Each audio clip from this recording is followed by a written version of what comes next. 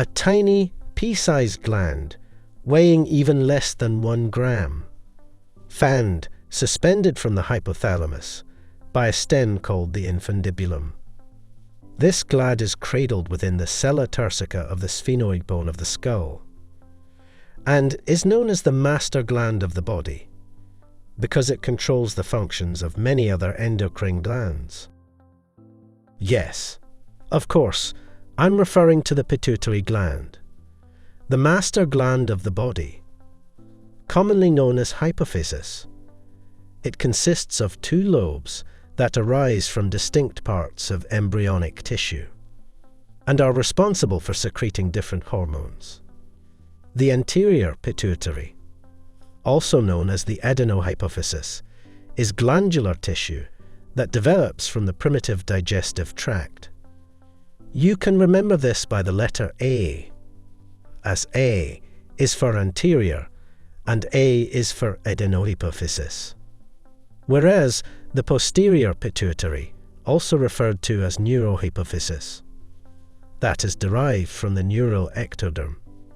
Neuro and neural, easy to remember. While the region between the anterior and posterior lobes of the pituitary gland is known as the intermediate pituitary.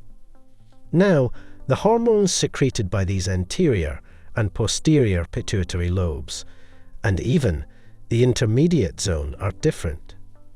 Well, starting with the anterior pituitary, it is largest among both lobes, connected to the hypothalamus via hypothalamohypophyseal portal system, which is a network of capillaries that allows hypothalamic hormones to be transported to the anterior pituitary without first entering the systemic circulation. Well, the anterior pituitary synthesizes hormones, while the posterior pituitary does not. Hormones of anterior pituitary are actually regulated by 2 classes of hormones. These hormones, released by the neurons of hypothalamus into hypophyseal portal system, are either releasing hormones that are going to stimulate the secretion of anterior pituitary hormones, or inhibitory hormones that are going to inhibit the secretion of these hormones. Majority of hormones produced and secreted by the anterior pituitary are tropic or trophic hormones, where the suffix tropin or tropic shows that they stimulate other endocrine cells to release their hormones.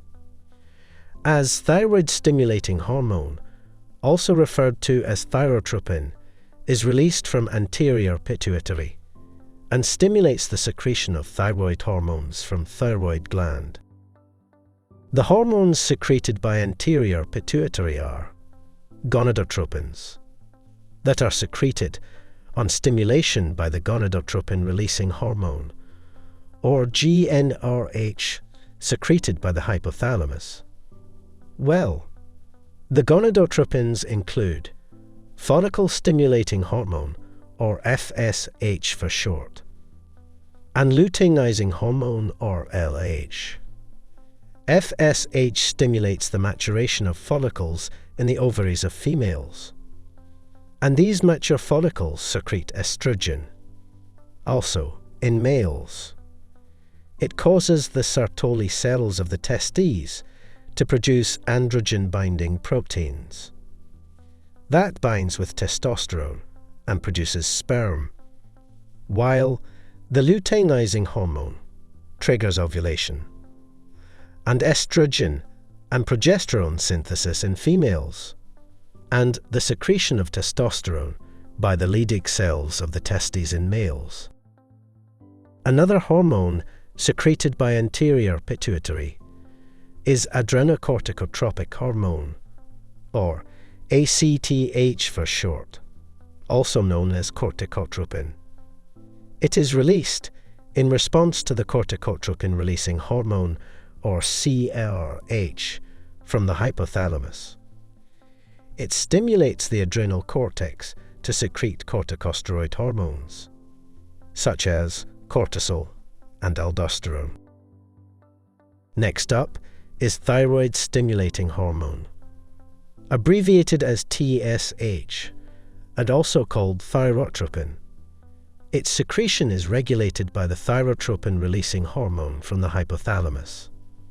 Well, thyroid-stimulating hormone acts on the thyroid gland to secrete triiodothyronine, thyroxine, and calcitonin. Another hormone secreted by anterior pituitary is prolactin, abbreviated as PAL. Its secretion is regulated by two hormones from hypothalamus. One of them is prolactin-releasing hormone. That causes the release of prolactin, while the other one is prolactin-inhibiting hormone. That inhibits the secretion of prolactin. Well, in females, it stimulates milk production in the mammary glands, while in males, it may make the testes more sensitive to luteinizing hormone.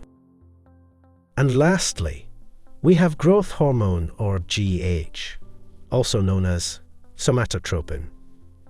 Its secretion is also regulated by two hormones from hypothalamus: growth hormone-releasing hormone, or GHRH, that causes the release of growth hormone, and growth hormone-inhibiting hormone, or GHIH, also called somatostatin, that inhibits its secretion.